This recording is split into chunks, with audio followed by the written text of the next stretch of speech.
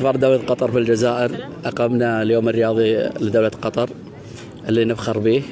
هو يوم رياضي في دولة قطر نمارس جميع الرياضات، وهو ثاني ثلاثاء من شهر فبراير. فقامت سفارة دولة قطر في الجزائر فعالية رياضية دعوة جميع البعثات الدبلوماسية في الجزائر وبعض المسؤولين الجزائريين المشاركة وبعض المجتمع الجزائري لإبراز دور الرياضة في المجتمع وأهميته. هذا يوم فقط في السنة، ولكن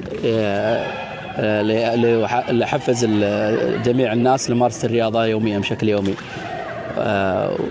واحنا جدا سعيدين بتواجدكم اخواننا الصحفيين وتواجد العديد من المشاركين من اعضاء السلك الدبلوماسي والمسؤولين في جمهورية الجزائر وعديد من الزملاء الجزائريين. ونشكر دولة الجزائر لتوفير المكان المميز القاعة البيضاوية في استاد 5 جوليا. واعتقد ان انتم انبسطتوا كثير معنا اليوم. Thank you. Assalamu alaikum.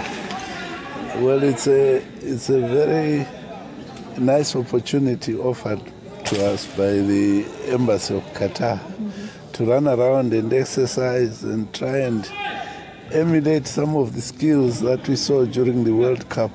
But it's good to be out of the office to exercise. And as you know, sport is a bridge in the relations between people. Sport is a bridge between countries.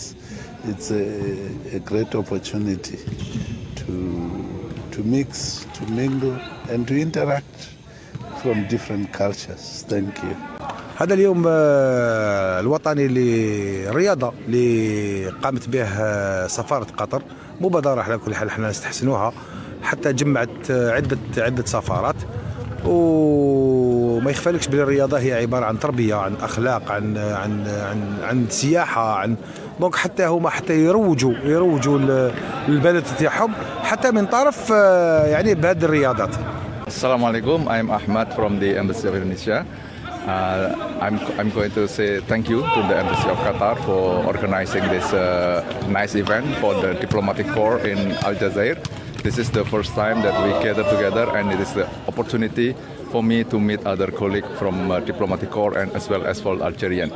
I hope that in the future there will be another event for not only for the diplomatic corps but also for wider community in Aljazair. So that will increase our relations between our country and the Algerian country. Thank you very much.